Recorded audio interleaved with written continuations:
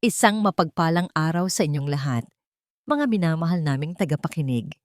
Kumusta ang inyong mga puso ngayon? Handa na ba kayong samahan ako sa isang panibagong kwento ng buhay, pag-ibig, at ang masalimuot na laro ng tadhana? Sabi nila, ang tahanan daw ang dapat na pinakaligtas na lugar para sa isang babae. Pero paano kung ang mismong tahanang iyon ang maging impyerno kung saan unti-unting pinapatay ang iyong kaluluwa? Paano kung ang taong pinangakuan ka ng habambuhay ay siya ring magtutulak sa iyo sa bangin ng kawalan? Huminga ng malalim. Ihanda ang inyong mga panyo at ang inyong mga damdamin. Simulan na natin ang kwento ni Himig. Kalas. Ang tunog ng nabasag na kristal ay tila kulog na umalingaw sa buong mansyon. Sa isang iglap, tumigil ang musika, tumigil ang tawanan. Ang lahat ng mata ng mga bisita ay nakapako ngayon sa gitna ng bulwagan. Nakapako kay Himig. Nanginginig ang mga kamay ni Himig habang nakatitig sa pira-pirasong bubog ng mamahaling wine glass sa paanan niya. Pilit niyang yumuko upang damputin ang mga ito, ngunit ang kanyang malaking tiyan, 7 buwan ng nagdadalang tao, ang pumigil sa kanya. Napahawak siya sa kanyang balakang, ang sakit. Kanina pa siya nakatayo, nagsisilbi, nag-aabot ng inumin, parang isang utusan sa sarili niyang pamamahay. Anong klaseng katangahan na naman ito? Himik! Ang matinis na boses na yon ay galing kay Doña Pighati. Nakatayo ang kanyang biyenan sa tuktok ng hagdanan, suot ang kumikinang na gown na tila baluti ng isang reyna. Ang tingin nito kay Himig ay puno ng pandidiri, parang nakatingin sa isang ipis na nakapasok sa palasyo. "Pipasensya na po, Mama," nauutal na sagot ni Himig. Pilit na pinipigilan ang luhang nagbabadyang tumulo. "Nahilo lang po ako saglit. Ang bigat na po kasi ng—" "Huwag mong idahilan sa akin ang batang yan," sigaw ng Donya habang bumababa ng hagdan. Ang bawat hakbang ng kanyang takong ay parang pako na bumaon sa dibdib ni Himig. "Simpleng baso lang, hindi mo pa maingatan. Alam mo bang mas mahal pa ang presyo ng basong yan kaysa sa buhay mo?" Napasinghap ang mga bisita. Hinihintay ni Himig na may magtanggol sa kanya. Hinihintay niya ang asawa niya. Doon, sa gilid ng bar nakatayo si Hangin. Gwapo sa kanyang itim na suit, hawak ang isang baso ng whiskey. Nakita ni Himig ang pagtama ng kanilang mga mata. Umaasa siya. "Hangin, tulungan mo ako. Asawa mo ako. Anak mo itong dinadala ko." Pero umiwas ng tingin si Hangin. Sa halip na lumapit sa asawa, humarap ito sa mga bisita at ngumiti ng pilit. "Pasensya na po kayo, ladies and gentlemen," anunsyo ni Hangin. Ang boses ay puno ng hiya. Hindi para sa asawa, kundi dahil sa asawa. Medyo clumsy lang talaga ang kasambahay namin. "Please, enjoy the party." Kasambahay. Parang sinaksak ng yelo ang puso ni Himig. Sa harap ng mga kaibigan, osyo at kamag-anak, tinawag siyang kasambahay ng sarili niyang asawa. Gusto niyang sumigaw, pero walang boses na lumabas. Ang tanging naririnig niya ay ang mabilis na tibok ng kanyang puso at ang bulungan ng mga tao. Mabilis na lumapit ang isang waiter upang linisin ang kalat, pero hindi pa doon natatapos ang kalbaryo ni Himig. Mula sa kumpol ng mga bisita, lumabas ang isang babaeng agaw pansin ng ganda. Nakasuot ng pulang bestida na hapit sa katawan, si Bighani ay lumakad palapit kay Hangin na tila siya ang may-ari ng lugar. "Oh no, honey," malamig na sabi ni Bighani. Sabay haplos sa braso ni Hangin, "Huwag kang ma-stress. Ang ganda pa naman ng gabi para sa birthday ni Tita Pighati." "Honey," tinawag niyang honey, ang asawa ni Himig sa harap ng lahat. At si Hangin, hinayaan lang niya ito. Mas masakit pa, hinawakan pa ni Hangin ang kamay ni Bighani na puno ng tapang o marahil ay desperasyon ang dibdib ni Himig. Humakbang siya palapit. "Hangin!" tawag niya, garalgal ang boses. "Pagod na ako. Pwede ba tayong umakyat na?" Masakit na ang tiyan ko. Bago pa makasagot si Hangin, humarang si Bighani. May hawak itong baso ng red wine. Ngumiti ito kay Himig. Isang ngangiting hindi umaabot sa mata. You look terrible, Himig. Bulong ni Bighani na silang tatlo lang ang nakakarinig. Bakit hindi ka nalang bumalik sa kusina kung saan ka bagay? Wala kang karapatang pagsabihan ako ng ganyan, sagot ni Himig. Nanginginig ang mga labi. Oops! Sa isang iglap, tumapon ang laman ng baso ni Bighani. Ang pulang alak ay gumuhit sa puting bestida ni Himig na para bang dugo sa kanyang tiyan. Pero hindi tumigil doon si Bighani. Bigla itong napaupo sa sahig at sumigaw. Aray, Himig, bakit mo ako tinulak? Nagkagulo ang mga tao. Agad na dinaluhan ni Hangin si Bighani. Tinulungan itong tumayo na parang isang babasaging porselana. Anong ginawa mo? Sigaw ni Hangin kay Himig. Ang mga mata ay nanlilisik sa galit. Hindi ko siya tinulak, Hangin. Siya ang... Tama na! Sigaw ni Doña Pighati. Nasisira ang gabi ko dahil sa'yo. Umakyat ka sa kwarto at huwag na huwag kang magpapakita hanggat hindi umaalis ang mga bisita. Tumakbo si Himig paakyat. Bawat hakbang ay parang pag-akyat sa bundok ng tinik. Rinig niya sa ibaba ang pag-alo ni Hangin kay Bighani. Rinig niya ang tawanan na muling bumabalik, na para bang walang nasaktang damdamin, na para bang walang pusong nadurog. Pagpasok sa kwarto, napasandal si Himig sa pinto at napahagulgol. Hinaplos niya ang kanyang tiyan. Anak, kapit ka lang. Tayo na lang dalawa. Tayo na lang. Lumipas ang ilang oras. Natahimik na ang mansyon. Umuwi na ang mga bisita. Pero imbis na kapayapaan, mas mabigat na unos ang dumating. Bumukas ang pinto. Pumasok si Hangin. Amoy alak at pabango ng ibang babae. Hangin! Hindi sumagot ang lalaki. Naglakad ito papunta sa closet at naglabas ng isang malaking maleta. Ibinato niya ito sa paanan ni Himig. Mag-impake ka. Natigilan si Himig. Anong ibig mong sabihin? Bingi ka ba? Humarap si Hangin. Ang mukha ay walang bahid ng pagmamahal. Sabi ko, mag-impake ka. Lumayas ka sa pamamahay na ito. Pero, gabi na, umuulan sa labas. At, buntis ako, Hangin. Anak mo ito. Lumuhod si Himig. Niyakap ang mga tuhod ng asawa. Parang awa mo na. Kahit huwag mo na akong mahalin, pero huwag mo kaming itapon ng anak mo. Tumawa ng mapakla si Hangin. Inabot niya ang isang folder sa ibabaw ng mesa at hinampas ito sa mukha ni Himig. Anak, paano ako nakakasigurong anak ko yan? Baka naman sa ibang lalaki mo galing yan kaya ka nagmamadaling magpakasal sa akin noon.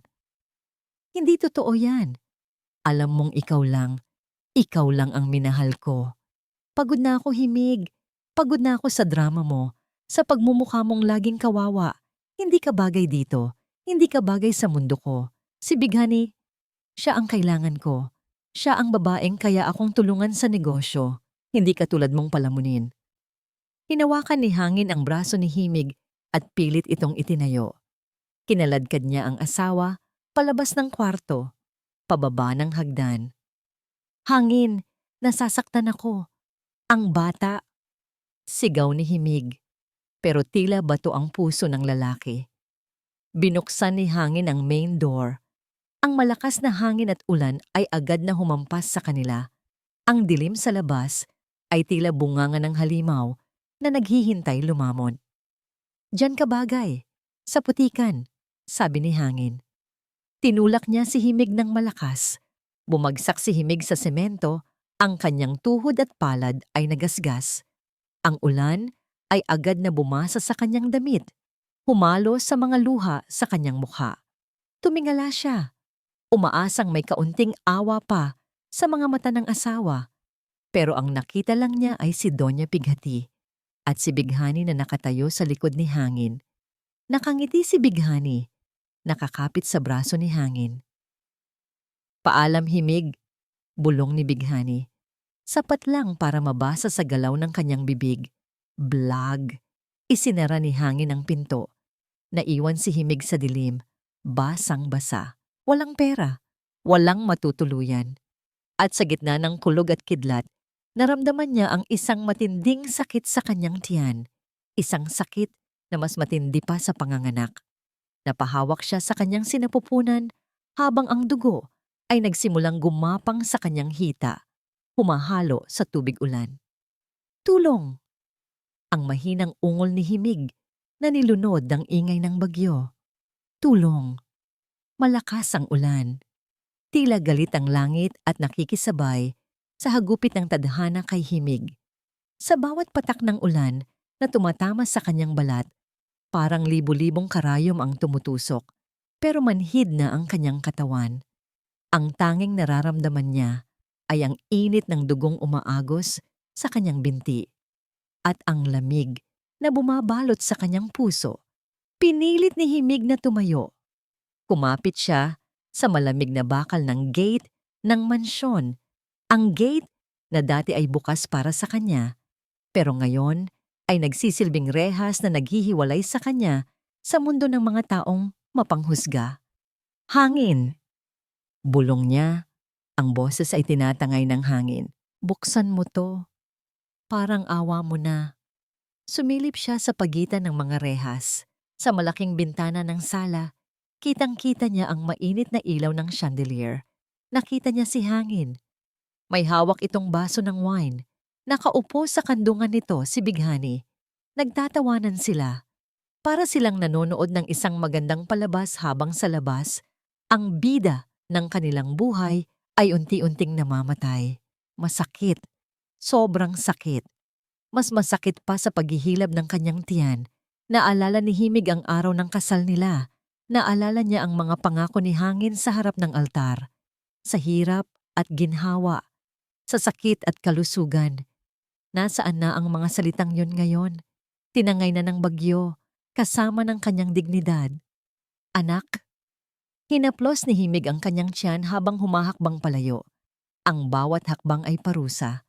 Ang kanyang tsinelas ay naiwan na sa putikan, kaya't ang kanyang mga paa ay sugatan na sa mga bato sa kalsada. Pasensya na kung mahina si Mama. Madilim ang kalsada. Walang street lights. Tanging kidlat lang ang nagbibigay ng liwanag. Wala siyang masilungan. Wala siyang mapuntahan. Ang buong mundo ay tila tinalikuran na siya. Unti-unting nanlabo ang kanyang paningin. Ang gutom, ang pagod, ang lamig at ang takot ay nagsama-sama. Gusto na niyang sumuko. Gusto na niyang pumikit at hayaan na lang nalamunin siya ng dilim. Ngunit may narinig siyang tunog.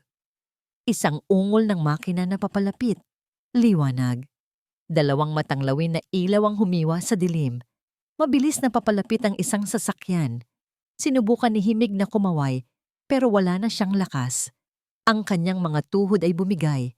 Bumagsak siya sa gitna ng basang kalsada, sakto sa dadaanan ng sasakyan. Sa loob ng itim na SUV, mahigpit ang hawak ni Kalasag sa manibela. Ang kanyang mga mata ay matatalim, nakatuon sa daan, kahit na halos wala nang makita dahil sa lakas ng ulan. Siya si Kalasag Batubalani, ang pinagkakatiwalaang pinuno ng seguridad ng pamilya Agusan. May misyon siya ngayong gabi. Isang misyon na 20 taon na niyang hinihintay. Sir Kalasag, tawag ng driver niya sa tabi. Masyado nang malakas ang bagyo. Baka kailangan nating tumigil muna. Hindi. Matigas na sagot ni Kalasag. Nasa lugar na ito ang huling signal na nakuha natin. Nararamdaman ko. Malapit na siya. Ilang taon nilang hinanap ang nawawalang heredera ni Don Makisig. Ang batang babae na dinukot noong sanggol pa ito. At ngayong gabi, ang tracker na nakatago sa kwintas na akala ng lahat ay simpleng palamuti lang ay muling nabuhay.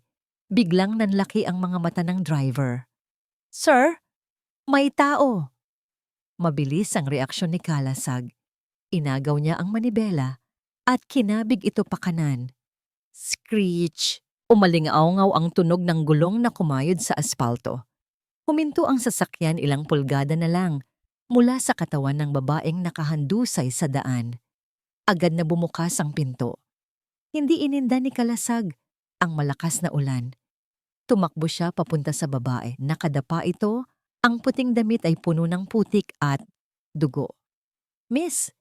Miss! Naririnig mo ba ako? Sigaw ni Kalasag habang dahan-dahang itinitihaya ang babae. Namumutla ang mukha nito. Nanginginig ang mga labi sa ginaw. Pero sa kabila ng dumi at sugat, nakita ni Kalasag ang isang mukha na pamilyar. Masyadong pamilyar. Kamukhang kamukha ito ng yumaong asawa ni Don Makisig. Pero hindi yon ang nagpatigil sa mundo ni Kalasag. Isang malakas na kidlat ang gumuhit sa langit. At sa saglit na liwanag na yon, kumislap ang bagay na nakasabit sa leeg ng babae. Isang kwintas na pilak. May palawit na hugis araw.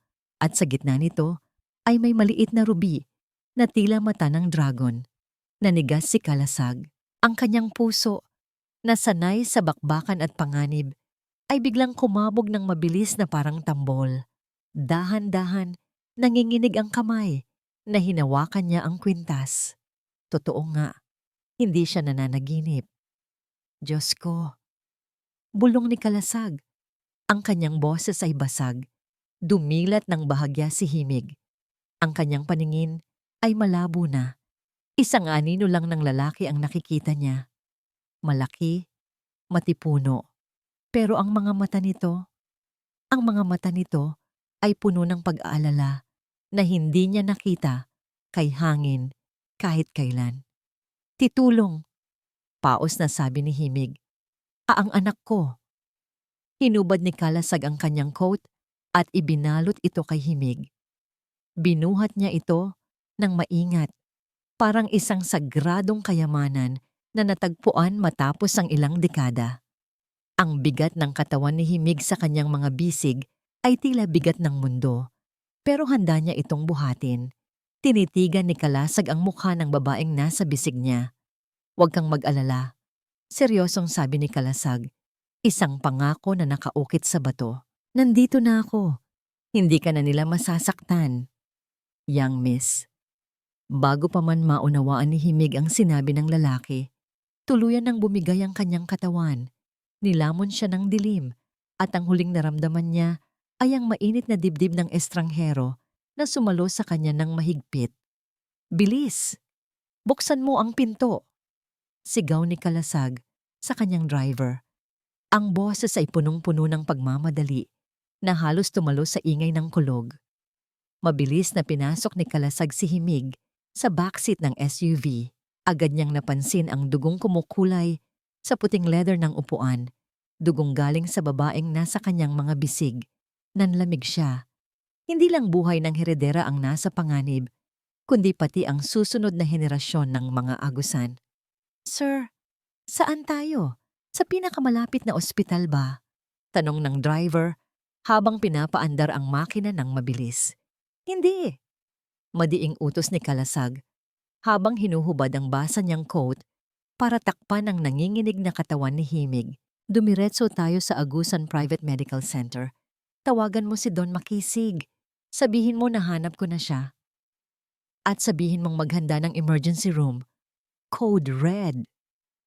Humururot ang sasakyan palayo sa madilim na kalsadang iyon. Habang binabaybay nila ang bagyo, hindi inalis ni Kalasag ang tingin sa maputlang mukha ni himig. Hinawakan niya ang malamig na kamay nito. Ang kamay na puno ng gasgas at kalyo, mga ebidensya ng paghihirap na hindi dapat dinanas ng isang tulad niya. Napasilip si Kalasag sa rearview mirror. Sa malayo, nakikita pa niya ang ilaw ng mansyon ni Nahangin. Isang kastilyo ng kasinungalingan. Kumuyom ang kanyang kamao. Humanda kayo, bulong ni Kalasag sa hangin. Ang mga mata ay nag-aapoy sa galit. Dahil sa oras na gumaling siya, sisingilin namin kayo sa bawat patak ng luhang pinaluhanin niyo sa kanya. Muling tumingin si Kalasag kay himig at sa tiyan nitong malaki. Kumapit ka, Miss Himig. Bulong niya ng may halong pagsusumamo. Parang awa mo na, kumapit ka. Hindi ako pumayag na mamatay ka ngayong gabi. Amoy gamot, amoy alcohol, amoy takot. Yan ang bumalot sa buong VIP floor ng Agusan Private Medical Center. Walang ibang tao sa pasilyo, maliban sa mga armadong gwardya na nakatayo sa bawat sulok. Tahimik ang lahat, pero sa loob ng dibdib ni Don Makisig Agusan, may bagyong nagwawala. Nakatayo si Don Makisig sa harap ng salaming bintana ng ICU. Ang kanyang mga kamay, na sanay humawak ng bilyon-bilyong kontrata, ay nanginginig ngayon habang nakapatong sa malamig na salamin. Sa loob ng kwarto, nakahiga ang isang babae. Maraming tubo ang nakakabit sa katawan nito. Ang mukha nito ay puno ng galos, maputla, at halos walang buhay. 20 taon, bulong ni Don Makisig, ang boses ay basag. 20 taon kitang hinanap, anak ko. Bakit kung kailan kita nahanap, ganito ang kalagayan mo? Bumukas ang pinto at lumabas ang chief doctor. Pinapawisan kahit malamig ang aircon. Don Makisig, bunggad ng doktor. Agad na humarap ang matanda. Ang kanyang mga mata ay nagliliyab sa halo-halong pag-asa at takot. Sabihin mo sa akin, Dok, kamusta siya? At ang apo ko? Huminga ng malalim ang doktor bago ngumiti ng tipid. Matibay ang anak ninyo, Don Makisig. She is stable now at ang sanggol sa sinapupunan niya, milagro po. Pero malakas ang heartbeat ng bata. Ligtas silang dalawa. Napapikit si Don Makisig. Isang luhang kanina pa niya pinipigil ang tuluyang pumatak sa kanyang pisngi. Salamat sa Diyos. Salamat. Pumasok siya sa kwarto. Dahan-dahan ang kanyang lakad, palapit sa kama. Tila takot siyang mabasag ang katahimikan. Naupo siya sa tabi ni Himig. Hinawakan niya ang kamay nito. Ang gasgas na mga palad, ang mga kalyo sa daliri. Bakas ng hirap, bakas ng pagdurusa. Sa bedside table, nakalagay sa isang ziplock bag ang kwintas na nakuha kay Himig. Kinuha ito ni Don Makisig. Ang kwintas na may hugis araw at ruby. Ito ang kwintas na isinuot niya mismo sa leeg ng kanyang asawa bago ito mamatay at ipinamana sa kanilang nawawalang anak.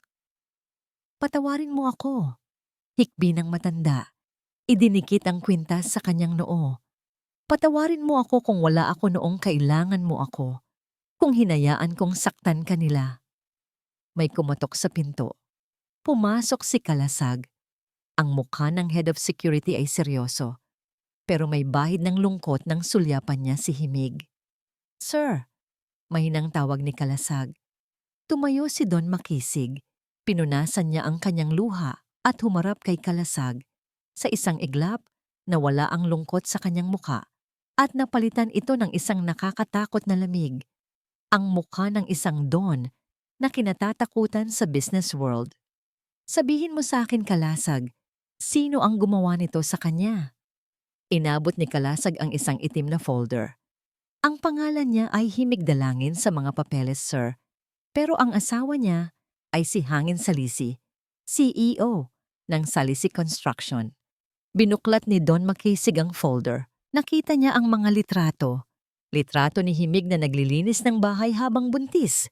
Litrato ni Hangin kasama ang isang babaeng nagngangalang bighani. At ang pinakamasakit, ang video footage mula sa CCTV ng subdivision kung saan nakita ang pagtulak at pagtaboy kay Himig palabas ng gate sa gitna ng bagyo. Nanginig ang panga ni Don Makisig habang pinapanood ang video sa tablet ni Kalasag. Nakita niya kung paano lumuhod ang kanyang anak sa putikan.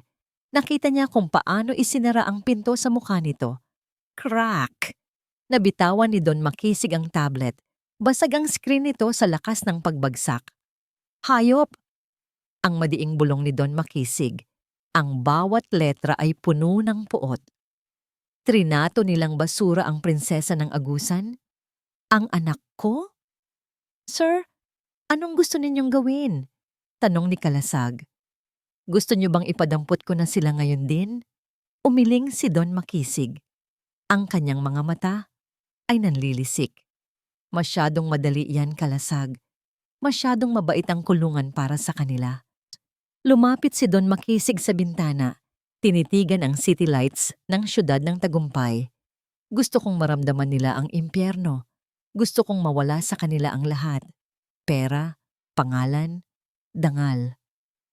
Gusto kong magmakaawa sila sa lupa, gaya ng ginawa nila sa anak ko. Humarap muli siya kay Kalasag. I-block ang lahat ng balita. Walang makakaalam na buhay si Himig. Para sa mundo, patay na ang babaeng tinapon nila. Ang babalik ay isang multo na sisingil sa kanila. Masusunod, sir? Aalis na sana si Kalasag nang biglang gumalaw ang daliri ni Himig. Narinig nila ang mahinang ungol mula sa kama. Mabilis na lumapit si Don Makisig. Anak? Himig? Dahan-dahang idinilat ni Himig ang kanyang mga mata. Malabo pa ang lahat. Ang liwanag ay masakit sa mata. Ang una niyang naalala ay ang ulan. Ang sakit. Ang anak ko? Garalgal niyang tanong. Pilit na bumabangon kahit hirap. Nasaan? Nasaan ang anak ko? Hinawakan ni Don Makisig ang balikat niya para pakalmahin ito. Shh! Ligtas siya. Ligtas ang baby mo. Nandito kayo sa ospital. Natigilan si Himig. Tinitigan niya ang matandang lalaki sa harap niya. May kung anong lukso ng dugo siyang naramdaman. Ang mga mata nito, parang nakatingin siya sa salamin. Sino? Sino po kayo? Bakit niyo ako tinutulungan? Tanong ni Himig, puno ng pagtataka. Wala akong pambayad. Wala akong pera. Ngumiti si Don Makisig. Isang ngiting puno ng pagmamahal na ngayon lang naramdaman ni Himig sa tanang buhay niya. Hinawakan ng matanda ang kamay ni Himig at inilagay doon ang kwintas na ruby. Hindi mo kailangan ng pera, anak. Malumanay na sabi ni Don Makisig. Tiningnan ni Himig ang kwintas. Nanlaki ang kanyang mga mata. Ito ang kwintas na tanging yaman niya. Ang kwintas na sabi ng umampon sa kanya ay suot niya noong sanggol pa siya. Paano? Ako si Makisig Agusan. Pagpapakilala ng matanda. At ikaw si Hera Agusan, ang nawawala kong anak. Napasinghap si Himig.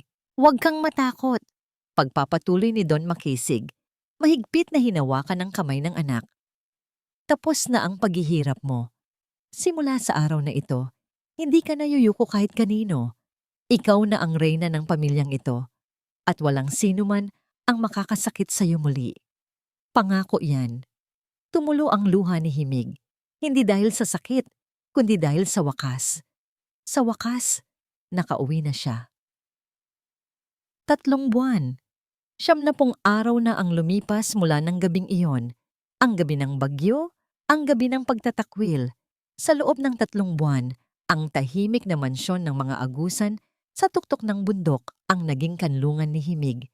Sa isang malawak na kwarto na puno ng sikat ng araw, dahan-dahang idinuya ni Himig ang isang sanggol. Tahan na, Sinag! Bulong ni Himig, habang hinahalikan ng noo ng kanyang anak. Nandito na si Mama. Ligtas na tayo. Si Sinag, ang kanyang tiya Nanas, ang nag-iisang liwanag na bumuhay sa kanya noong mga panahong gusto na niyang sumuko. Kamukhang kamukha ito ni Hangin.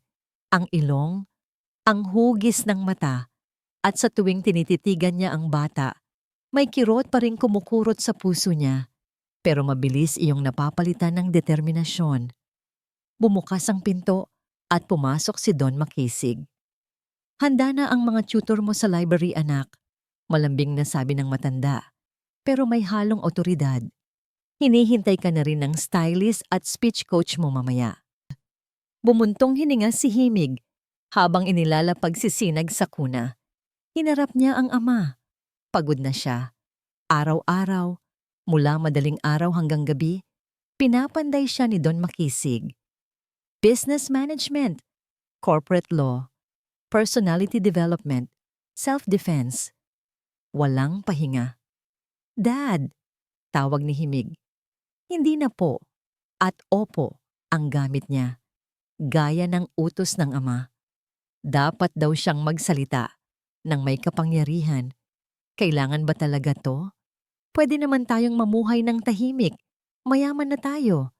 Bakit kailangan ko pang pasukin ang mundo ng negosyo? Lumapit si Don Makisig at hinawakan ang balikat niya.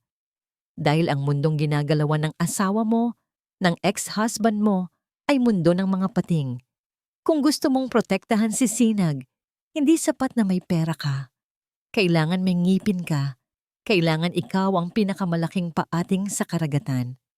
Natahimik si Himig. Alam niyang tama ang ama. Tumuloy siya sa library. Doon, naghihintay si Kalasag. Hindi ito nakasuot ng uniforme ng gwardya, kundi isang disente at mamahaling suit. Siya ngayon ang tumatayong kanang kamay at personal na tagapayo ni Himig. "Good morning, Miss Himig," bati ni Kalasag. Inilatag niya ang ilang folders sa mesa. Update sa Salisi Construction. Umupo si Himig at binuksan ang folder. Bumagsak ang stock value nila ng 15% ngayong buwan, paliwanag ni Kalasag. Dahil sa impluwensya ni Don Makisig, umatras ang dalawang major investors nila. Nagkakagulo na sa board meeting. Balita ko, nagsasanla na ng mga personal na ari-arian si Hangin para lang mapahupa ang mga suppliers. Habang pinakikinggan ito ni Himig, inasahan niyang makaramdam ng awa. Minahal niya si Hangin. Ibinigay niya ang lahat. Pero habang tinitingnan niya ang graph ng pagbagsak ng kumpanya nito, wala siyang naramdaman kundi lamig. "Good," maikling sagot ni Himig. "Pero hindi sapat yan. Gusto kong maramdaman nila ang gutom. Ang takot na mawalan ng bahay." Tinitigan siya ni Kalasag. May halong paghanga at pag-aalala sa mga mata ng lalaki. "Mauubos din sila, ma'am. Pero ang tanong, handa ka na bang harapin sila? May malaking charity gala sa susunod na linggo. Dadalo si Hangin at ang pamilya niya para maghanap ng bagong investors. Gusto ng daddy mo na doon ka ipakilala bilang bagong CEO ng Agusan Group." Napahawak si Himig sa kanyang leeg sa kwintas na ruby. "Sa susunod na linggo agad? Ikaw ang magpapasya," sabi ni Kalasag. Lumapit ito ng bahagya, bumasag sa professional distance nila. "Kung hindi mo pa kaya, pwede tayong maghintay. Hihintayin kita, Himig." Napatingin si Himig kay Kalasag.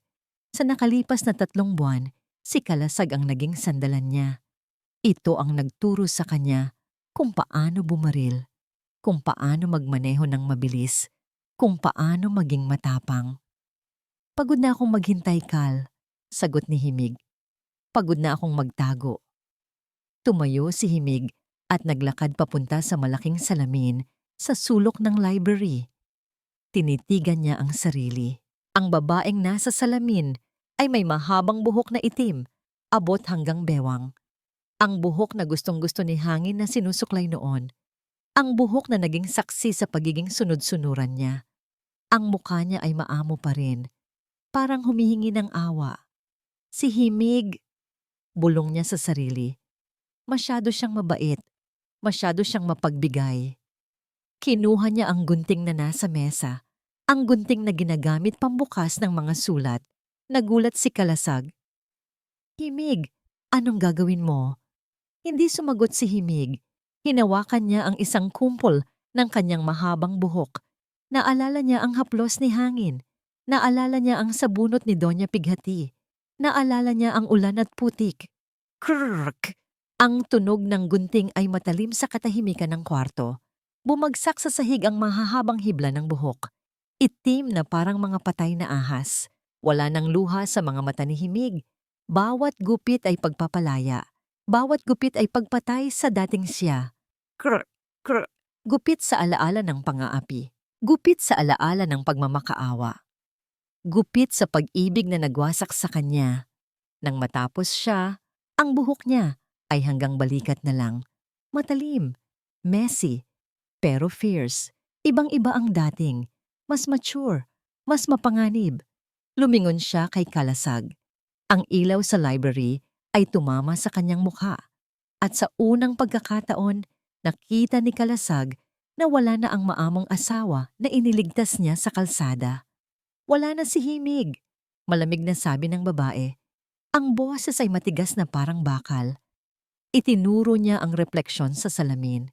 Mula ngayon, tawagin niyo na akong Hera. Hera Agusan. Humakbang siya palapit sa pinto. Iiwanan na ang mga putol na buhok sa sahig.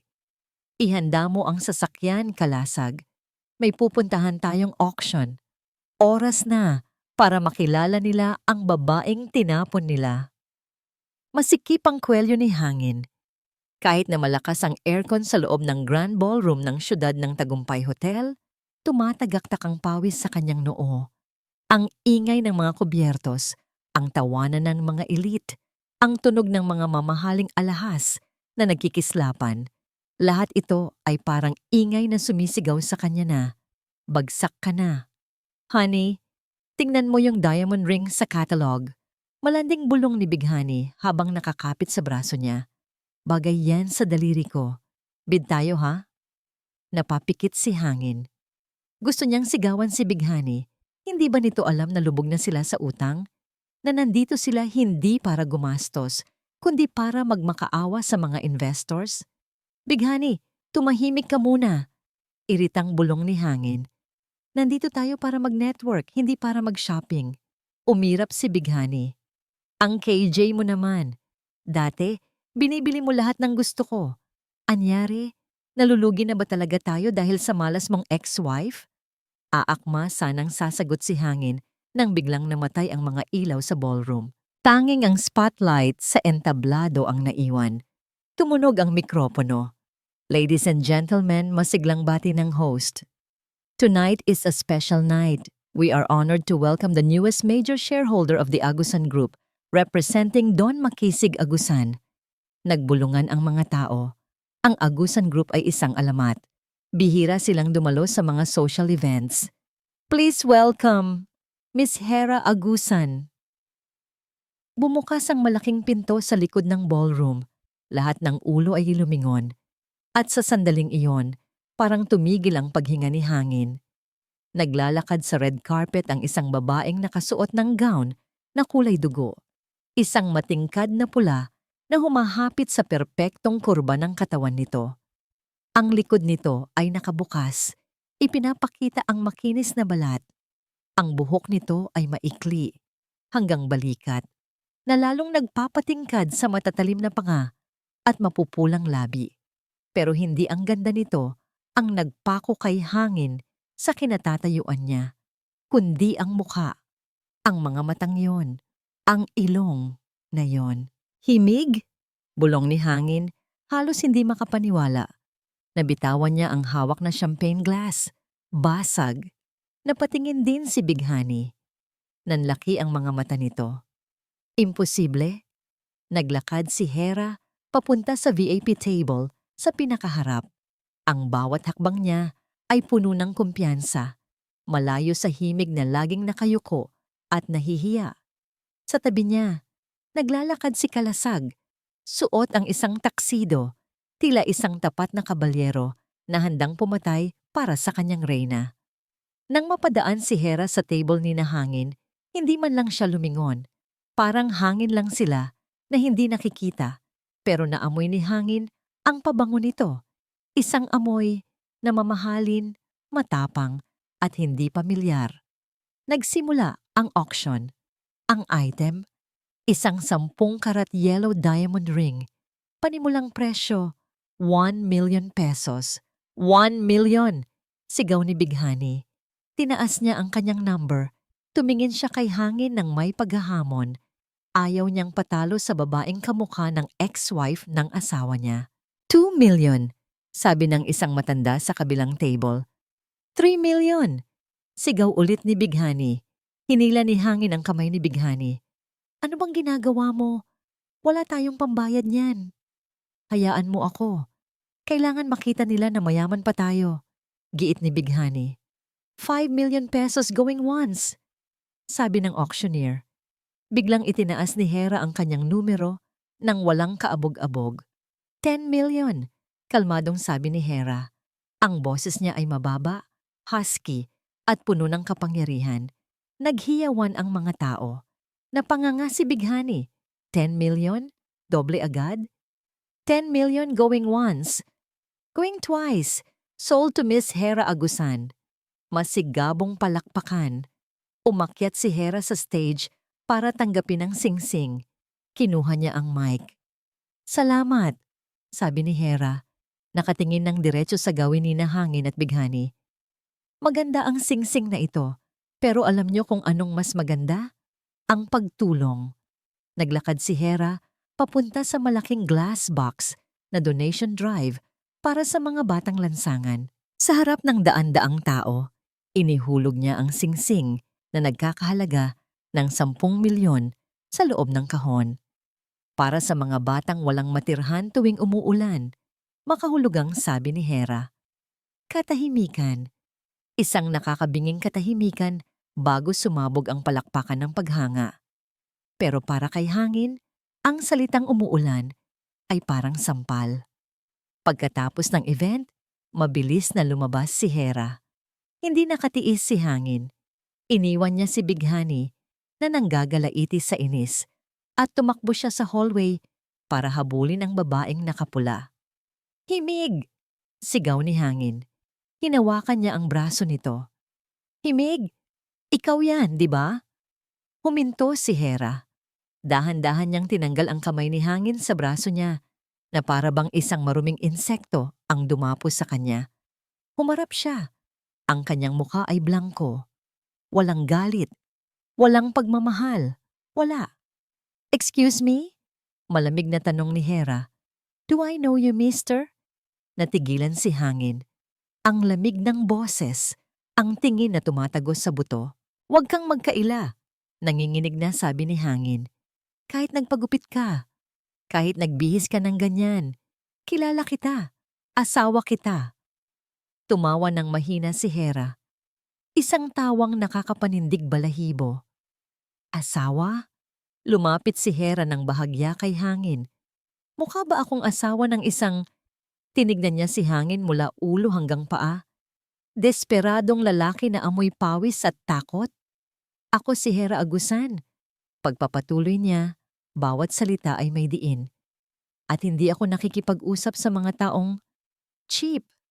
Tatalikod na sana si Hera nang biglang dumating si Bighani, hinihingal sa kakatakbo. Ikaw! Turo ni Bighani kay Hera. Huwag kang umarte. Alam kong ikaw si Himig. Anong ginagawa mo dito?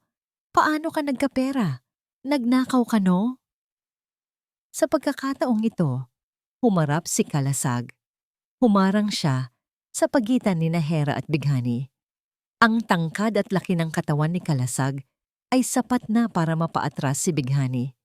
Back off, banta ni Kalasag.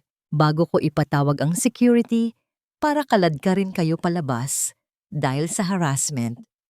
Tumingin si Hera kay Bighani. Ngumiti siya, ngiting tagumpay. Oh, ito ba ang asawa mo? Tanong ni Hera kay Hangin. Sabay turo kay Bighani. Sayang, ang ganda pa naman ng singsing na tinapon ko kanina. Mas bagay sana yun sa kanya kaysa sa peke niyang alahas. Bago pa makasagot si Bighani, tumalikod na si Hera at naglakad palayo kasama si Kalasag. Ang tunog ng kanyang heels sa marmol na sahig ay tila countdown ng isang bombang malapit nang sumabog sa buhay ni Hangin. Naiwan si Hangin sa hallway, nakatulala.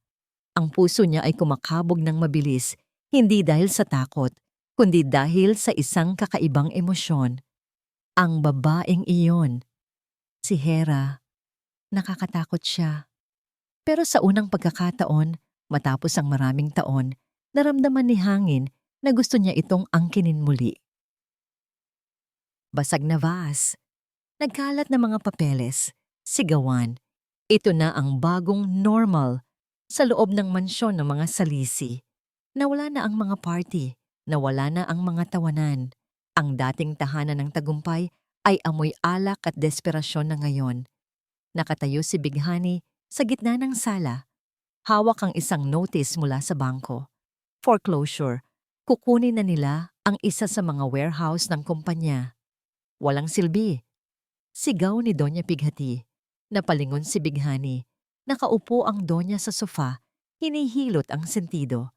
Ang mga mata nito ay nanlilisik sa kanya.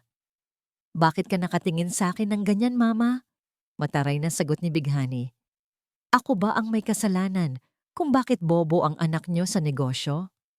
Huwag mong tawaging bobo si Hangin. Ganti ng matanda.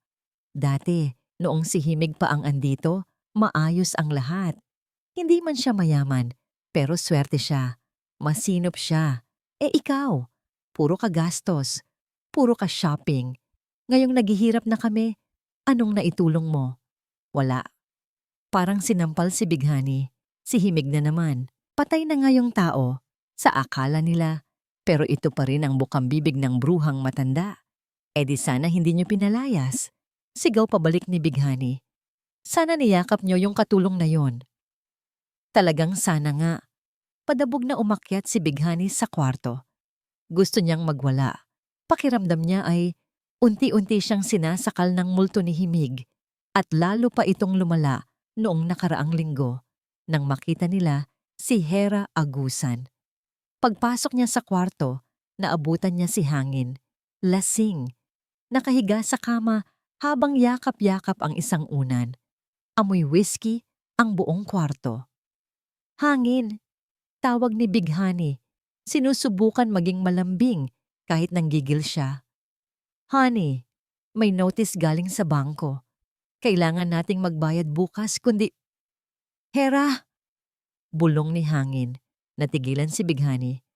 Ano? Dumilat ng bahagya si Hangin. Mapula ang mga mata nito. Tumingin siya kay Bighani, pero parang iba ang nakikita niya. Ang ganda niya, Bighani. Ngiti ni Hangin, isang nangiting baliw. Yung babae sa auction, si Hera, kamukha niya si Himig pero mas wild, mas nakakaakit. Grabe yung mata niya.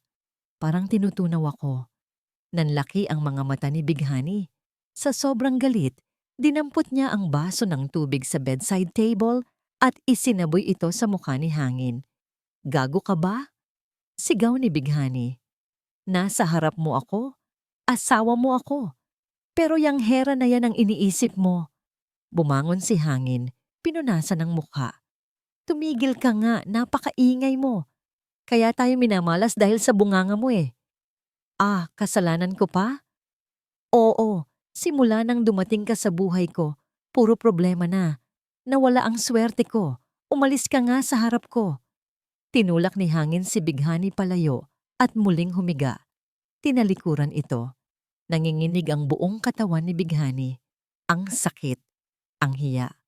Siya, si Bighani Lilo, na kayang paikutin ng sinumang lalaki, ay tinatrato ng ganito? Hindi. Hindi siya papayag na matalo. Kinuha niya ang kanyang cellphone at lumabas ng kwarto. Nagpunta siya sa terrace. Madilim. Malamig. Tinawagan niya ang isang numero. Hello? Reyes? Bungad niya. Yes, Ma'am Bighani. Sagot ng nasa kabilang linya, isang private investigator na kilala sa paggawa ng maruruming trabaho. Yung pinapahanap ko sa iyo tungkol kay Hera Agusan, may nakuha ka na ba? Meron na, ma'am. At sigurado akong magugulat kayo. Masyadong interesante ang mga nakuha kong litrato. Ipadala mo sa akin. Ngayon din. Ibinaba ni Bighani ang telepono. Ilang sandali pa, tumunog ang message alert. Ting! Binuksan niya ang litrato. Kuha ito sa isang private park sa loob ng subdivision ng mga Agusan. Sa litrato, nakaupo si Hera sa isang bench, nakangiti habang nagbabasa ng libro. Pero hindi yon ang nakatawag ng pansin ni Bighani. May kalong na bata, si Hera. Isang sanggol na lalaki. Zinoomin ni Bighani ang mukha ng bata. Nabitawan niya ang cellphone niya, ang mata, ang ilong, ang hugis ng mukha. Wala nang ibang pwedeng maging ama nito.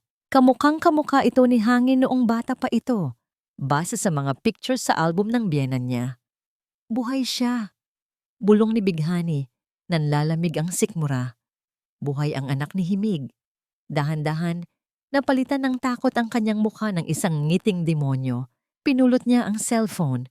Kaya pala, tumawa siya ng mahina. Kaya pala naghihiganti ka, Himig.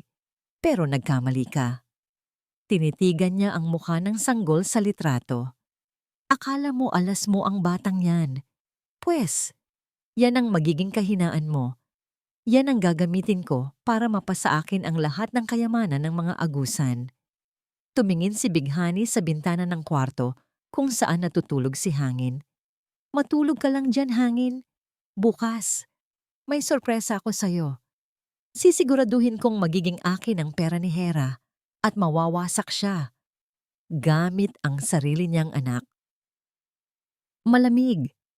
Ito ang temperatura sa loob ng conference room ng Agusan Tower. Pero mas malamig ang titig ni Hera habang nakaupo sa dulo ng mahabang mesa. Sa harap niya, nakalatag ang isang itim na folder. Ang bitag.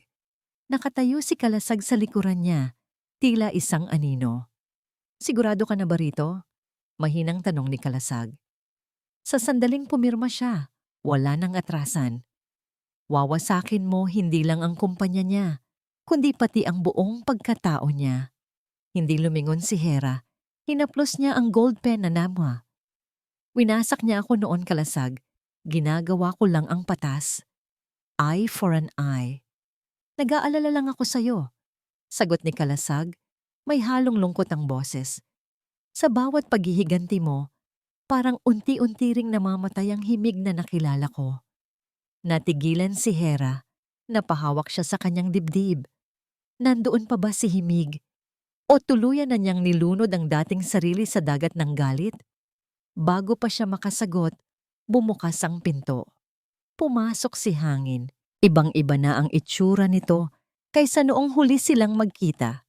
Gusot ang damit, maitim ang ilalim ng mga mata, at amoy sigarilyo. Pero nang makita niya si Hera, pilit niyang inayos ang kanyang necktie at ngumiti ng may kayabangan. Miss Agusan? Bati ni Hangin. Pilit na pinapakalma ang boses. Salamat at pinaunlakan mo ang meeting na ito. Hindi tumayo si Hera. Tinuro lang niya ang upuan sa tapat. Maupo ka, Mr. Salisi. Time is gold at alam kong nauubusan ka na ng pareho. Napalunok si Hangin. Umupo siya. Straight to the point na tayo. Simula ni Hera. Nabasa ko ang financial report ng Salisi Construction. Lubog kayo sa utang. 4 na major projects ang natigil at bukas, kukunin na ng bangko ang main office nyo. Temporary setback lang yan, depensa ni Hangin. Pinapawisan. Kailangan lang namin ng konting cash flow. Kapag natapos ang project sa Batangas, babawi kami. Kaya ko lumapit sa'yo, Hera. Dahil alam kong may pinagsamahan tayo. Tinaasan siya ng kilay ni Hera. Pinagsamahan? Mr. Salisi, nandito tayo para sa negosyo. Huwag nating haluan ng personal na ilusyon. Binuksan ni Hera ang folder at inihislide, ito papunta kay Hangin. Ito ang offer ng Agusan Group. Bibili namin ang 80% ng shares ng kumpanya mo. Babayaran namin lahat ng utang nyo sa bangko. Isasalba namin ang pangalan mo. Nanlaki ang mga mata ni Hangin. Binasa niya ang kontrata. Masyadong maganda para maging totoo. Sasagipin siya ni Hera. Ibig sabihin, mahal pa siya nito. Pero, dagdag ni Hera, kapalit niyan, ibibigay mo sa akin ang full control sa board. Mananatili kang CEO sa papel, pero ako ang masusunod sa lahat. Tumingin si Hangin kay Hera. Nakita niya ang ganda nito. Ang kapangyarihan. Naisip niya, kung pipirma siya, magiging partners sila. Mapapalapit siya ulit kay Hera, maiiwadya niya ang kumpanya, at baka maibalik niya ang dati. Pumapayag ako. Mabilis na sagot ni Hangin. Alam kong hindi mo ako matitiis. Kinuha ni Hangin ang ballpen. Walang pag-aalinlangan. Scratch, scratch. Pinirmahan niya ang bawat pahina. Ang tunog ng ballpen sa papel ay musika sa pandinig ni Hera. Nang matapos, isinara ni Hangin ang folder at iniabot ito kay Hera. Nakangiti ng malawak. Thank you, Hera. I knew it. Partners na tayo. Ipagdiwang natin to. Dinner tayo mamaya. Kinuha ni Hera ang folder. Dahan-dahan, sumilay ang isang ngiti sa kanyang mga labi. Pero hindi ito nangiti ng pagmamahal. Ito ang nangiti ng isang mangangaso na nahuli na ang kanyang biktima. Dinner? Tanong ni Hera. Tumingin siya sa relo niya. Sorry, Mr. Salisi. Pero sa tingin ko, libre ang pagkain kung saan ka pupunta. Ha? Anong ibig mong sabihin?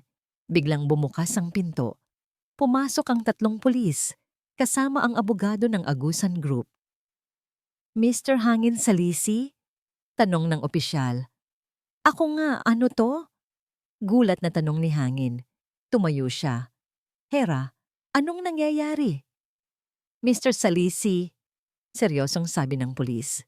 Inaaresto ka namin sa salang falsification of public documents at large-scale estafa. May ebidensya kami na pineke mo ang pirma ng mga dating investors at nilustay mo ang pondo ng kumpanya para sa personal na luho. Hindi totoo yan, sigaw ni Hangin. Binalingan niya si Hera. Hera, tulungan mo ako. Kasosyo mo na ako. Kakapirma ko lang. Tumayo si Hera. Dahan-dahan siyang lumapit kay Hangin habang pinupusasan ito ng mga pulis. Ang pinirmahan mo, bulong ni Hera, ay ang waiver na naglilipat ng lahat ng natitirang assets ng kumpanya sa Agusan Group bilang bayad pinsala. Wala ka ng kumpanya, Hangin, at wala ka na ring kalayaan. Walang hiya ka. Nagpupumiglas si Hangin. Sinadya mo to. Pinaglaruan mo ako. Pinaglaruan? Lumapit si Hera sa mukha ni Hangin. Sapat lang para maamoy nito ang pabango niya. Ang mga mata ni Hera ay puno ng yelo. Naalala mo noong gabing pinalayas mo ang isang buntis sa gitna ng bagyo? Noong sinabi mong wala siyang kwenta? Namutla si Hangin. Nanlaki ang mga mata niya sa realization. Ang gabing ito, dugtong ni Hera, ay para sa kanya. Ilabas na siya. Utos ni Kalasag. Kinaladkad ng mga pulis si Hangin palabas. Rinig sa buong hallway ang kanyang mga sigaw at pagmumura. Nang magsara ang pinto, naiwan si Hera sa gitna ng kwarto. Tahimik. Dapat ay masaya siya. Dapat ay tumatawa siya. Pero naramdaman niya ang panginginig ng kanyang mga kamay. Napakapit siya sa mesa. Hera. Lumapit si Kalasag, handang umalalay. Humarap si Hera kay Kalasag. Ang mga mata ay nagbabadyang lumuha, pero pinipigilan niya. Bakit ganon, Kalasag? Nanalo na ako. Pero bakit hindi pa rin nawawala ang sakit? Hindi sumagot si Kalasag. Sa halip niyakap niya si Hera. Isang mahigpit at mainit na yakap na nagpaparamdam na hindi siya nag-iisa. Pero sa likod ng tagumpay na ito, hindi alam ni Hera na may mas malaking bagyo ang parating. Ang tunay na demonyo ay hindi si Hangin. Ang tunay na kalaban ay naghihintay lang ng tamang pagkakataon para umatake. At ang target nito ay si Sinag. Tahimik ang gabi sa veranda ng mansyon. Ang bilog na buwan ay nagbibigay ng pilak na liwanag sa hardin. Pero hindi nito kayang pawiin ang dilim sa mga mata ni Hera. Nakatayo si Kalasag sa may pintuan. Pinagmamasdan ang babaeng nakatalikod sa kanya. Kanina, sa conference room, isa siyang reyna na walang awa. Pero ngayon, habang yakap ang sarili sa ilalim ng malamig na hangin, mukha siyang babasaging kristal. Dahan-dahang lumapit si Kalasag. Hindi siya gumawa ng ingay, pero naramdaman agad ni Hera ang presensya niya. Nakalabas na siya ng kulungan. Basag ni Hera sa katahimikan, hindi lumilingon. Nagpiyansa siya. Alam kong gagawin niya yon. Tumango si Kalasag, kahit hindi siya nakikita nito. Oo, pero wala na siyang babalikan. Selyado na ang mga opisina. Ang mga accounts niya, frozen na. Isa na lang siyang pulubi na nakadamit mayaman. Humarap si Hera. Sa ilalim ng liwanag ng buwan, nakita ni Kalasag na wala na ang maskara ni Hera Agusan. Ang nasa harap niya ngayon ay si Himig. Ang babaeng may mga matang puno ng pagod at takot. Bakit ganon kalasag? Tanong niya. Garal-gal ang boses. Akala ko, kapag nakita ko siyang nagdusa, magiging masaya na ako. Pero bakit natatakot pa rin ako? Humakbang palapit si Kalasag. Sa unang pagkakataon, tinawid niya ang linyang naghihiwalay sa amo at empleyado. Hinawakan niya ang kamay ni Hera. Malamig ito. Dahil mabuti ang puso mo, himig. Malambing na sabi ni Kalasag. Kahit anong pilit mong maging matigas, hindi mo kayang maging katulad nila. At yun ang dahilan kung bakit. Huminto si Kalasag. Tinitigan siya ni Hera. Naghihintay. Kung bakit ano? Huminga ng malalim si Kalasag. Ito na ang oras. Kung bakit handa akong ibuwis ang buhay ko para sa'yo. Hindi dahil utos ni Don Makisig. Hindi dahil trabaho ko to. Tinitigan niya si Hera ng diretso sa mata. Dahil sa'yo. Dahil mahalaga ka sa akin. Natigilan si Hera. Naramdaman niya ang init sa pisngi. Ang tibok ng puso ni Kalasag ay tila naririnig niya sa katahimikan ng gabi. Hindi ko alam kung kaya ko pang... Hindi mo kailangang sumagot. Putol ni Kalasag. Pinisil ang kamay nito. Basta hayaan mo lang akong manatili sa tabi mo. Hayaan mong ako ang maging sandalan mo kapag pagod ka ng lumaban. Isang luha ang tumulo sa pisngi ni Hera. Sa unang pagkakataon, matapos ang mahabang panahon, naramdaman niyang ligtas siya. Talagang ligtas. Pero habang payapa ang gabi sa mansyon ng mga agusan, sa kabilang panig ng syudad, isang demonyo ang nagpaplano ng gulo. Sa isang mumurahing motel room, nagwawala si hangin. Binabato niya ang lahat ng madampot niya. Unan, lampshade, bote ng alak. Wala na! Ubus na! Sigaw ni hangin, sabay sa bunot sa sariling buhok. Ang kumpanya ko, ang pangalan ko. Kinuha ng babaeng yun ang lahat. Nakaupo lang si Bighani sa sulok, naninigarilyo. Kalmado, masyadong kalmado. Tapos ka na bang mag-inarte? Tanong ni Bighani. Binubuga ang usok. Huwag mo akong bisitin, Bighani. Kasalanan mo to. Kung hindi dahil sa luho mo. Tumahimik ka! Sigaw pabalik ni Bighani. Tumayo ito at lumapit kay hangin.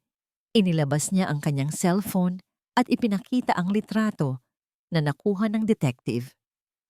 Tingnan mo yan. Tingnan mong mabuti.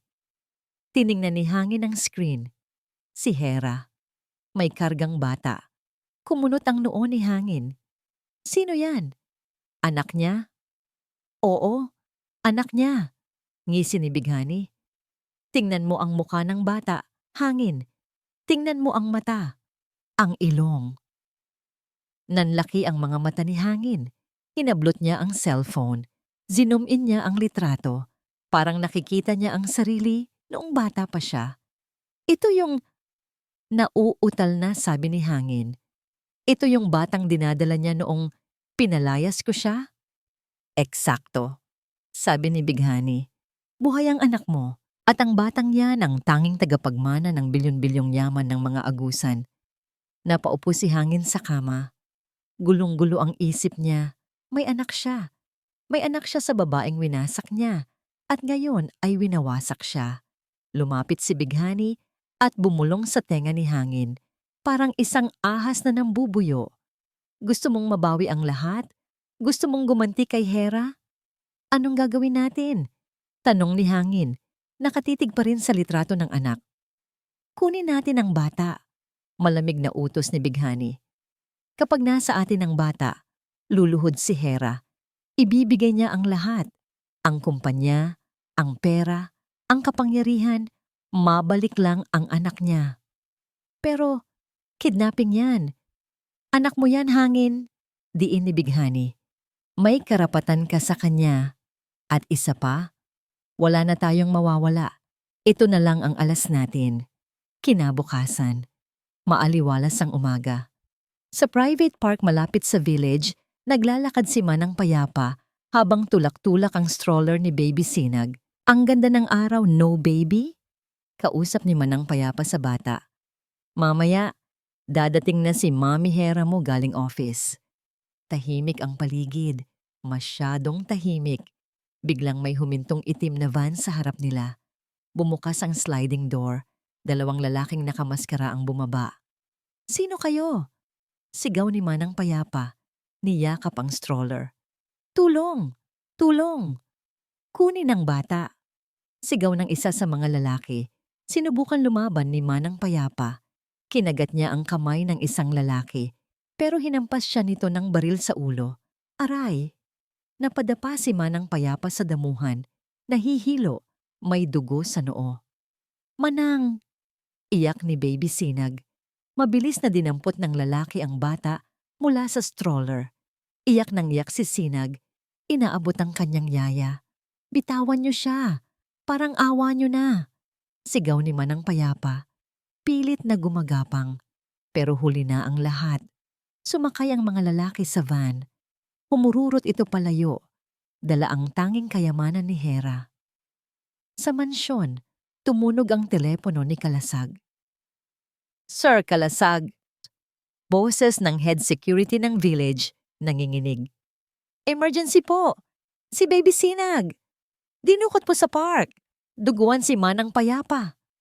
Nabitawan ni Hera ang tasa ng kape na hawak niya. Crack! Nababasag ang tasa, kasabay ng pagkabiyak ng mundo ni Hera. Tumingin siya kay Kalasag. Ang muka ay puting-puti sa takot.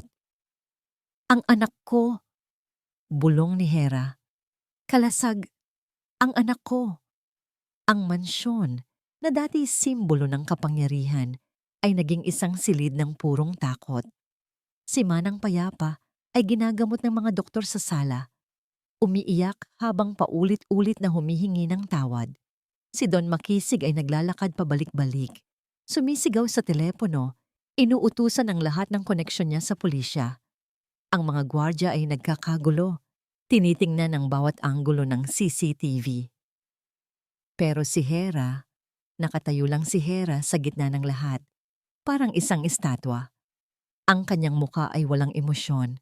Ang kanyang mga mata ay nakatitig sa kawalan, parang isang kaluluwang iniwanan ng katawan. "Hera." Lumapit si Kalasag. Ang kanyang muka ay puno ng pag-aalala. "May lead na kami. Nakita sa CCTV ang plate number ng van. Pinapahanap ko na." Hindi sumagot si Hera. "Magiging okay ang lahat," sabi ulit ni Kalasag. Hinawakan ang braso nito. "Ibabalik natin si Sinag. Pangako yan." Biglang tumunog ang isang cellphone sa ibabaw ng mesa. Isang burner phone na hindi nila alam kung kanino. Nagkatinginan ng lahat. Dahan-dahang lumapit si Hera sa mesa. Nanginginig ang kamay na dinampot niya ang telepono. Ting! Isang video message. Pinindot niya ang play. Nasa screen ang mukha ni Sinag. Umiiyak ito. "Mama! Mama! Sinag!" Napaluhod si Hera. Napahawak sa bibig. Ang tunog ng pag-iyak ng anak ay parang kutsilyong humihiwa sa kanyang puso. Biglang lumitaw ang mukha ni Bighani sa video. Nakangiti habang hawak ang bata. "Kumusta, Hera?" Malanding bati ni Bighani. "Miss mo na ba ang baby mo? Huwag kang mag-alala. Inaalagaan ko siyang mabuti." "Hayop ka, Bighani!" Sigaw ni Don Makisig sa telepono na parabang naririnig siya nito. Lumitaw naman sa likod ni Bighani si Hangin. Mukha itong pagod at desperado. "Alam ko na ang lahat, Hera." "O himig," sabi ni Hangin. "Alam kong anak kita yan, at anak ko rin siya. Kung gusto mong makita ulit ang Sinag mo," pagpapatuloy ni Bighani, "simple lang ang gusto namin. 100 milyong piso at ang 80% shares ng Salisi Construction na ninakaw mo. Ibabalik mo sa amin ang lahat." Napatayo si Hera. Ang takot sa kanyang mga mata ay napalitan ng apoy. "Kahit 1 sentimo, wala kayong makukuha sa akin." Sigaw niya. Tumawa si Bighani sa video. "Talaga ba? Baka gusto mong makitang masaktan ang batang to?" Biglang may lumitaw na kamay sa video. Dinampot nito ang isang upos ng sigarilyo at dahan-dahang inilapit sa braso ni Sinag. Mama, wah! Sigaw ng bata sa takot. Tama na! Yaw ni Hera. Nanginginig ang buong katawan. Parang awa niyo na. Huwag niyong saktan ang anak ko. Kung ganun, sumunod ka. Utos ni Bighani. Magdala ka ng cash. Walang pulis. Ikaw lang mag-isa. Sa bodega sa pier, 12:00 ng gabi. Isang maling galaw mo lang, Hera. Abo na ang matatatanggap mo. Natapos ang video. Nabitawan ni Hera ang telepono. Bumagsak ito sa sahig. Hindi! Sigaw ni Don makisig. Bitag yan, anak. Hindi ka pwedeng pumunta mag-isa. Papadalan ko sila ng pulis. Huwag! Sigaw pabalik ni Hera. Ang mga mata ay puno ng desperasyon. Gagawin nila ang sinabi nila. Sasaktan nila si Sinag. Ako ang pupunta. Pero Hera, wala nang pero-pero, Dad. Humarap si Hera sa ama. Ang boses ay matigas pero basag. Buhay ng anak ko ang nakataya rito. Kung kailangan kong lumuhod ulit sa kanila, gagawin ko. Kung kailangan kong ibigay ang lahat, ibibigay ko. Akmang aalis na si Hera para maghanda ng harangin siya ni Kalasag. Hinawakan ni Kalasag ang magkabilang balikat ni Hera. Pinilit niyang magtama ang kanilang mga mata. Makinig ka sa akin. Seryosong sabi ni Kalasag. Ang boses ay kalmado sa gitna ng gulo. Hindi ka pupunta doon ng mag-isa at hindi tayo magbibigay ng pera. Ano? Nababaliw ka na ba? Hera, magtiwala ka sa akin. Pakiusap ni Kalasag. May plano ako. Ibabalik natin si Sinag ng ligtas, pero kailangan kong pagkatiwalaan mo ako. Please. Tinitigan ni Hera ang mga mata ni Kalasag. Walang bakas ng pagdududa. Puno ito ng determinasyon at pagmamahal. Tumango si Hera, walang lakas na makipagtalo. Habang naghahanda sina Kalasag at ang kanyang security team, may isang hindi inaasahang twist na nangyayari sa bodega. Nakakulong sa isang madilim na sulok si Doña Pighati. Itinali siya ni Hangin at Bighani. Bakit niyo ako ginaganito? Sigaw ng matanda. Apo ko yan. Wala kayong karapatang idamay ang bata. Tumahimik ka, matanda. Sabi ni Bighani. Kung hindi ka sana nakialam, hindi ka namin itatali dito. At isa pa, kasalanan mo rin naman to. 'Di ba? Ikaw ang nagturo kay Hangin na maging ganid. Hangin anak, pagmamakaawa ni Doña Pighati. Maawa ka sa apo mo. Huwag mong gawin to. Tinalikuran lang siya ni Hangin. Pero sa loob-loob niya, kinakain siya ng konsensya. Ang iyak ng bata ay parang tinig ng kanyang sariling kaluluwang humihingi ng tulong. 11:30 ng gabi. Isang itim na kotse ang huminto sa tapat ng abandonadong bodega sa pier. Bumaba si Hera. Mag-isa. Suot ang isang itim na jacket, dala ang isang malaking itim na bag. Naglakad siya papasok sa madilim na bukana ng bodega. Nasa loob, naghihintay si Hangin. Hawak niya si Sinag, natulog na sa pagod sa kaiiyak. Sa tabi niya, si Bighani may hawak na baril. Good girl, ngisi ni Bighani. Nasaan ang pera? Nasaan ang anak ko? Malamig na tanong ni Hera. Pera muna. Inihagis ni Hera ang bag sa sahig. Binuksan ito ni Hangin. Puno ng pera. Ayan na, sabi ni Hera. Ibigay niyo na sa akin ang anak ko. Tumawa si Bighani. Akala mo ganun lang kadali? Lumapit si Bighani kay Hera. Tinutok niya ang baril sa noo nito. Ngayon, lumuhod ka, utos ni Bighani. Gaya ng ginawa mo dati, magmakaawa ka. Sabihin mong ako ang reyna. Tumingin si Hera kay Hangin. Hangin, parang awa mo na. Pero si Hangin, nag-iwas ng tingin. Abala sa pagbibilang ng pera. Unti-unting lumuhod si Hera. Ang luha ay muling dumaloy sa kanyang mga pisngi. Nang biglang, ngayon na, sigaw ni Kalasag mula sa isang earpiece. Pang! Crash! Biglang nabasag ang mga bintana sa itaas. Mula sa dilim, Bumaba ang mga security team ni Kalasag gamit ang mga lubid. Sabay-sabay silang nagpaputok ng tear gas. Nagkagulo ang lahat. Bitag! Sigaw ni Hangin. Sa gitna ng usok, sinamantala ni Hera ang pagkakataon. Kinuha niya ang isang tubo sa sahig at hinampas ang kamay ni Bighani. Nahulog ang baril. Samantala, sinugod ni Kalasag si Hangin. Nagpang-abot ang dalawa. Akin na ang bata! Sigaw ni Kalasag. Pero sa gitna ng gulo, nakuha ni Bighani ang nahulog na baril.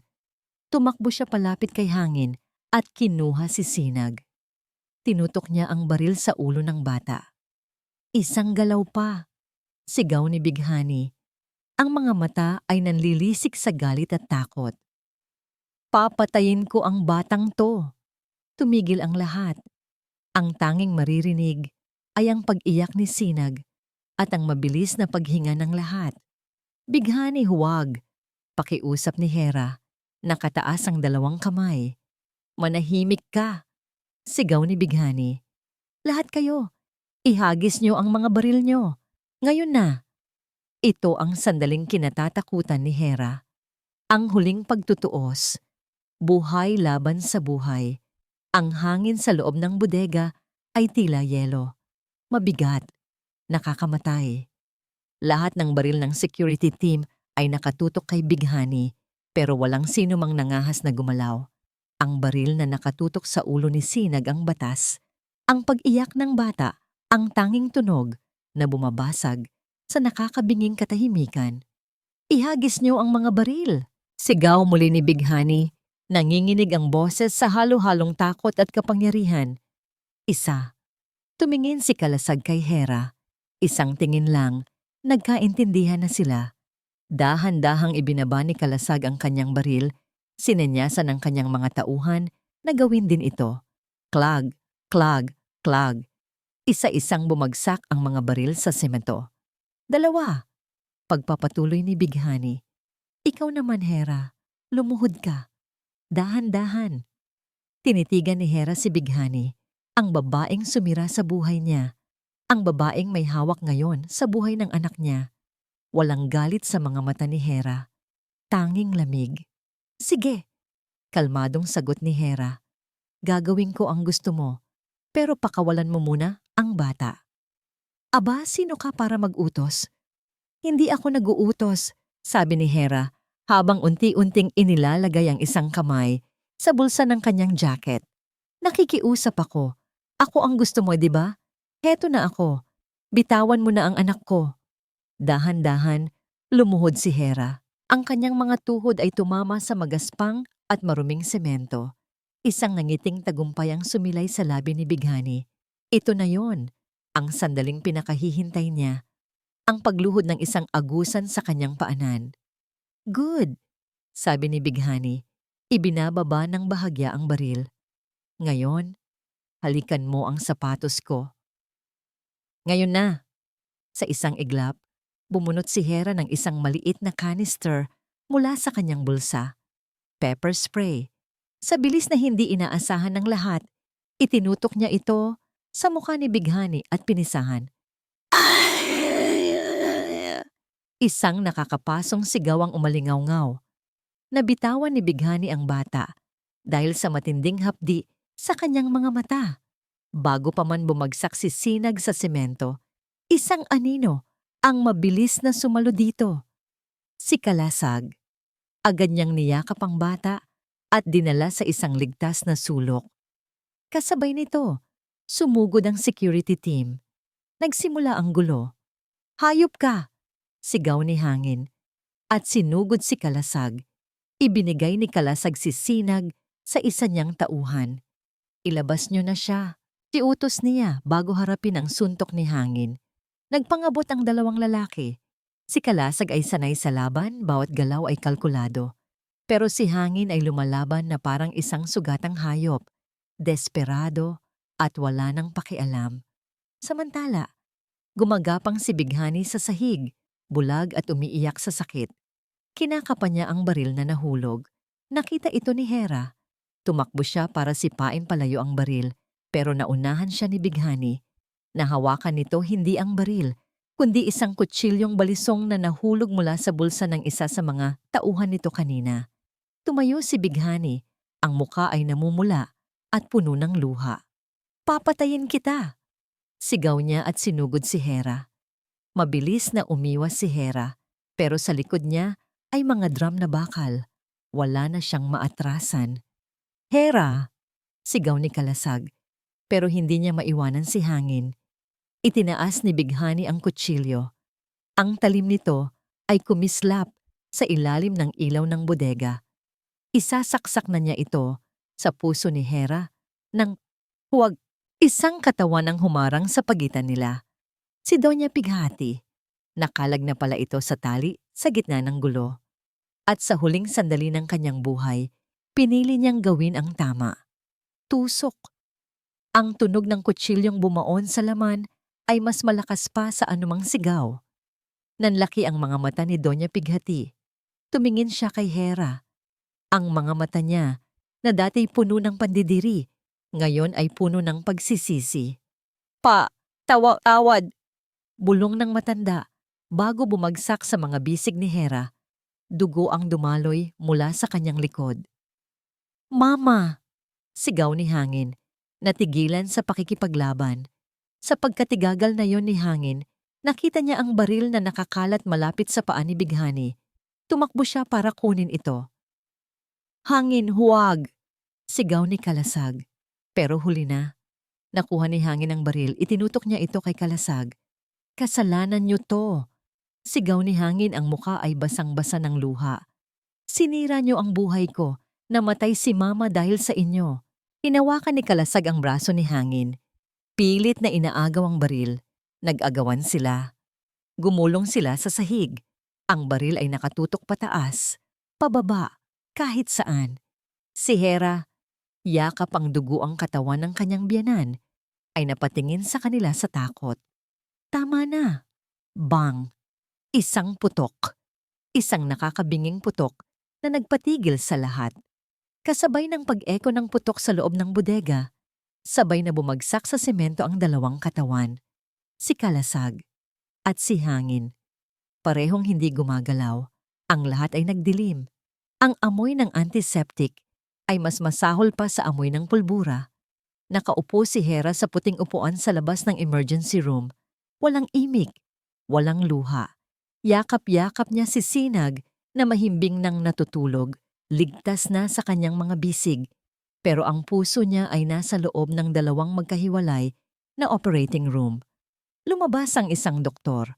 Agad na tumayo si Don Makisig. "Doc, ang security head ko, si Kalasag." Ngumiti ang doktor. "He's a very lucky man, Don Makisig. Daplis lang sa balikat ang tama. Tinahin na namin ang sugat. He's stable and awake." Napahinga ng maluwag si Hera. Isang tinik ang nabunot sa kanyang dibdib. Buhay si Kalasag. "At ang isa?" Tanong ni Don Makisig. Sumeryoso ang mukha ng doktor. "Si Mr. Salisi, tinamaan sa hita. Malapit sa buto. He will live, but he will have a permanent limp. Hindi na siya makakalakad ng normal habang buhay. Paglabas niya rito, didiretso na siya sa kulungan. Marami ng pulis na nag-aabang sa labas." Tumangulang si Hera. Hindi siya nakaramdam ng awa. Hindi rin siya nakaramdam ng saya. Tanging isang malaking kapaguran, tapos na. Sa wakas, tapos na ang lahat. 2 linggo ang lumipas. Sa loob ng isang madilim na selda sa City Jail, nagwawala si Bighani. Ang kanyang magandang buhok ay magulo na. Ang kanyang makinis na balat ay puno na ng kagat ng surot. "Ang mga diamante ko," sigaw niya sa mga kapwa preso. "Sino ang kumuha ng hikaw ko? Ibalik niyo sa akin." Pinagtawanan lang siya. "Nababaliw na naman ang Reyna," sabi ng isa. Napasandal si Bighani sa pader. Umiiyak. Sa kanyang isip, suot pa rin niya ang kanyang pulang gown. Nasa auction pa rin siya. Pero sa tuwing ididilat niya ang mga mata, ang nakikita niya lang ay rehas na bakal at ang maruming mukha ng mga taong katulad niya. Ito ang kanyang karma. habang buhay na makukulong sa isang bangungot na siya mismo ang gumawa.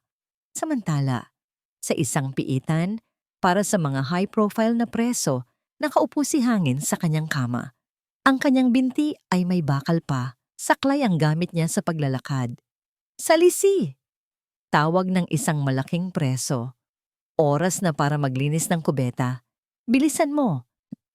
Sinubukan niyang magreklamo, pero isang malakas na tulak ang sumalubong sa kanya. Bumagsak siya sa sahig, pinagtawanan siya ng lahat. Ang dating CEO, ang dating hari ng Salisi Construction, ngayon ay utusan ng mga kriminal. Ito ang kanyang hustisya. Araw-araw, gigising siya sa katotohanang nawala sa kanya ang lahat dahil sa sarili niyang kasakiman. Isang linggo pagkatapos noon, sa libing ni Doña Pighati, kakaunti lang ang tao. Ang mga kaibigan na dati nakikinabang sa yaman nila ay naglaho na parang bula. Dumating si Hera, nakasuot ng simpleng puting bestida. Nagulat ang lahat, lalo na si Hangin na pinayagang dumalo ng korte kasama ang 2 pulis na bantay. Hindi lumapit si Hera sa kabaong. Tumayo lang siya sa malayo, sa ilalim ng isang puno. Hindi siya umiyak. Nilapitan siya ni Don Makisig. Anak, bakit ka pa pumunta rito? Matapos ang lahat ng ginawa niya sa'yo. Tumingin si Hera sa puntod. Pumunta ako rito, Dad. Hindi para sa kanya, kundi para sa sarili ko. Huminga siya ng malalim. Pinapatawad ko na siya. Hindi dahil karapat-dapat siyang patawarin, kundi dahil karapat-dapat ako sa kapayapaan. Ayoko nang magdala ng galit habang buhay. Sa malayong distansya, nagtama ang mga mata nila ni Hangin. Sa mga mata ni Hangin, nakita ni Hera ang pagsisisi, ang panghihinayang. Sa mga mata naman ni Hera, ang nakita ni Hangin ay hindi galit, kundi kawalan. Wala na. Tapos na ang pag-ibig. Tapos na ang lahat. Iyon ang pinakamasakit na parusa para kay Hangin. Gabi na. Nagpapahinga si Hera sa kanyang kwarto nang may kumatok. Pumasok si Kalasag. Ang braso nito ay nakasling pa. Kalasag, ngiti ni Hera. Kamusta ka na? Bakit ka bumangon? Maayos na ako, sagot ni Kalasag. May inabot siyang isang puting sobre. Hera, nagre-resign na ako. Natigilan si Hera. Ano? Bakit? Dahil ba sa nangyari? Umiling si Kalasag. Lumapit ito ng bahagya. Ang kanilang mga mukha ay ilang pulgada na lang ang pagitan. Nagre-resign ako bilang Head of Security ng Agusan Group. Seryosong sabi ni Kalasag. Dahil hindi na kita kayang protektahan bilang amo ko. Anong ibig mong sabihin? Naguguluhang tanong ni Hera. Tinitigan ni Kalasag ang mga mata ni Hera. Ang mga matang handa niyang titigan habang buhay. Hindi na kita kayang protektahan bilang amo ko. Pag-ulit niya, mas malambing ang boses. Dahil gusto kitang protektahan bilang lalaki sa buhay mo. Napasinghap si Hera. Ang kanyang puso, na akala niya'y manhid na, ay biglang tumibok ng malakas. Hindi niya kailangang sumagot. Ang ngiti na unti-unting sumilay sa kanyang mga labi ay sapat na. Isang taon na ang lumipas. Ang hangin sa probinsya ng Sining Lahi ay may dalang amoy ng alat ng dagat at tamis ng mga bulaklak, malayo sa amoy ng takot, galit, at pabango ng mga taong mapagkunwari sa syudad. Nakatayo si Hera sa balcony ng bago nilang beach house, isang bahay na simple pero puno ng kapayapaan. Mula roon, tanaw niya ang 2 pinakamahalagang lalaki sa buhay niya. Sa dalampasigan, naghahabulan si Kalasag at ang maliit na si Sinag. Ang bata ay 2 taon na, tumatakbo-takbo sa buhangin. Ang maliliit na paa ay lumulubog sa bawat hakbang. Ang tawa ni Sinag ay parang musika na mas matamis pa sa anumang awitin. Si Kalasag naman, wala na ang seryosong mukha ng isang security head. Ang suot niya ay simpleng sando at shorts. Ang braso niyang dati may sling ay malakas na ngayon, ginagamit para buhatin si Sinag at itaas sa ere na parang eroplano. Napangiti si Hera, isang nangiting totoo, isang nangiting abot sa kanyang mga mata. Hindi na siya si Hera Agusan, ang reyna ng korporasyon, at lalong hindi na siya si Himig Dalangin, ang asawang martir. Siya na lang mismo, isang ina, isang babae, isang taong natutong buuin muli ang sarili. Naramdaman niyang may yumakap mula sa kanyang likuran. Ang pamilyar na init, ang pamilyar na amoy. Malalim ang iniisip mo, bulong ni Kalasag sa kanyang tainga. Nakabalik na pala ito nang hindi niya namamalayan. Humarap si Hera at isinabit ang mga braso sa batok ni Kalasag. Iniisip ko lang kung gaano kalayo na ang narating natin. Hinaplos ni Kalasag ang kanyang pisngi. Ang mga kamay nito na dati sanay humawak ng baril ay napakalambot ngayon sa kanyang balat. Masaya ka ba? Himig? Tanong ni Kalasag. Sa pagtawag nito sa kanyang dating pangalan, walang sakit na bumalik. Tanging pagtanggap. Oo, sagot ni Hera o himig. Masaya ako. Dati, akala ko ang kapangyarihan at paghihiganti ang magpapalaya sa akin. Pero mali pala ako. Tumingin siya sa dagat, sa papalubog na araw na nagbibigay ng kulay ginto sa abot tanaw. Ang totoong kalayaan pala ay ang kapayapaang piliin kung sino ang gusto mong makasama sa paglubog ng araw. Ngumiti si Kalasag. Kinuha niya ang kamay ni Hera at hinalikan ito. Kung ganon, hayaan mong samahan kita sa lahat ng paglubog ng araw sa buhay mo.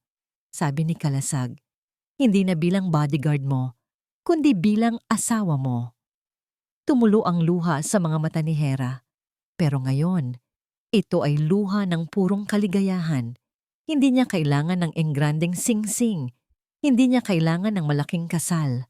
Ang kailangan lang niya ay ang lalaking ito na minahal siya, hindi noong reyna na siya, kundi noong basahan pa ang tingin sa kanya ng mundo.